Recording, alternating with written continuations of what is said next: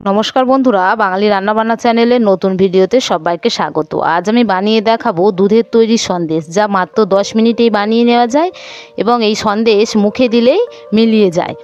এই সন্দেশ আমি কিভাবে করলাম তা আমার এই ভিডিওটা স্কিপ না করে শেষ পর্যন্ত দেখার অনুরোধ রইল। এই সন্দেশ বানানোর জন্য গ্যাসে আমি কড়া বসিয়ে দিয়েছি। কড়াটা হালকা গরম করে নিয়েছি। এবার কড়ার মধ্যে দেবো অল্প পরিমাণে জল। জলটা আমি কড়ার সব দিকে ভালোভাবে লাগিয়ে নিচ্ছি। জল দিলে এর ওপর দুধ দিলে দুধটা তোলায় ধরে যাবে না, তাই একটু জল দিয়ে দিয়েছি আগে। এখানে আমি 500 গ্রাম তরল দুধ নিয়েছি। দুধটা আমি কড়ার মধ্যে দিয়ে দিলাম। এবার দুধটাকে আমি হালকা গরম করে নেবো। আঙুল ডুবিয়ে দেখে নিচ্ছি দুধটা হালকা গরম আমার হয়ে গিয়েছে।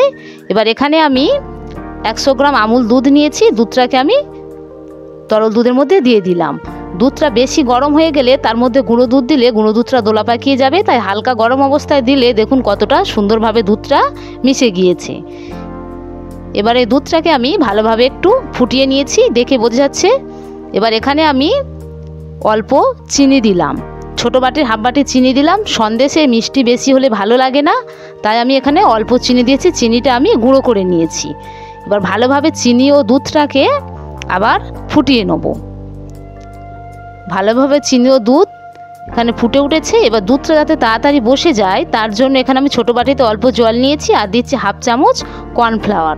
কর্নফ্লাওয়ারগুলো জলটা এই দুধের মধ্যে দিলে দুধটা জাল দিয়ে বসাতে যতটা সময় লাগবে তার থেকেও তাড়াতাড়ি এটাকে বসিয়ে নেওয়া যাবে, তাই কর্নফ্লাওয়ার জল দিয়ে সন্দেশটা বানানোর চেষ্টা করবেন, তাহলে তাড়াতাড়ি সন্দেশ বানিয়ে নেওয়া যাবে।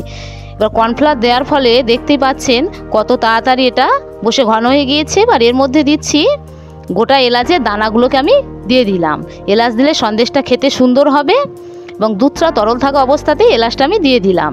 এরকম নতুন নতুন রেসিপি পেতে আমার চ্যানেলটিকে লাইক সাবস্ক্রাইব করবেন। গ্যাসটা কমিয়ে রেখে ভালোভাবে দুধটাকে আমি জাল দিয়ে শুকনো করে নিয়েছি। দেখুন কড়া থেকে ছেড়ে যাচ্ছে, মানে সন্দেশের মাখা পারফেক্ট হয়ে গিয়েছে। এটা আমি একটা পাত্রে ঢেলে ঠান্ডা করে নিচ্ছি। খুব বেশি ঠান্ডা করব না, হালকা গরম থাকা অবস্থাতেই হাত দিয়ে এটাকে মেখে নেবো। হাত দিয়ে মেখে নিলে সন্দেশটা খুব সুন্দর হবে। ভালোভাবে হাত দিয়ে এটাকে আমি মেখে নিয়েছি। এবার এখানে আমি একটা মাটির ছাঁচ নিয়েছি।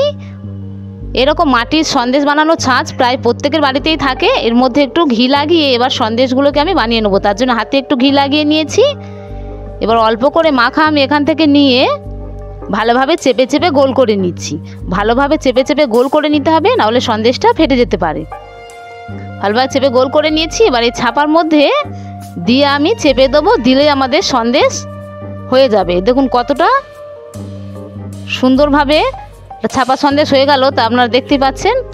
আস্তে আস্তে এটাকে ছাড়িয়ে নেব। কত সুন্দরভাবে সন্দেশটা হয়ে গেল এবং বানানো খুবই সোজা। একটু পাত্রের মধ্যে রেখে দিচ্ছি। এইভাবে সমস্ত সন্দেশগুলোকে আমি বানিয়ে নেব। প্রত্যেকে এরকম দুধের সন্দেশ বাড়িতে বানাবেন, দারুণ লাগে খেতে, প্রত্যেকেরই খুব ভালো লাগবে। সবকটা সন্দেশ আমার এখানে বানানো হয়ে গেছে। এবার এখান থেকে খানিকটা মাখা আমি রেখেছিলাম। প্রত্যেকের বাড়িতে তো ছাঁচ থাকে না, তাই সহজ উপায়ে আরেকটা সন্দেশ আমি বানিয়ে দেখাচ্ছি। আর একটু মাখা এখান থেকে নিয়ে নিলাম, আবার হাত দিয়ে চেপে গোল করে একটু চেপে দিলাম। দেখুন ভালোভাবে চেপে গোল করে নিয়েছি। এবার এই আঙুল দিয়ে একটু চেপে দিলাম, কতটা সুন্দর হয়ে গেল।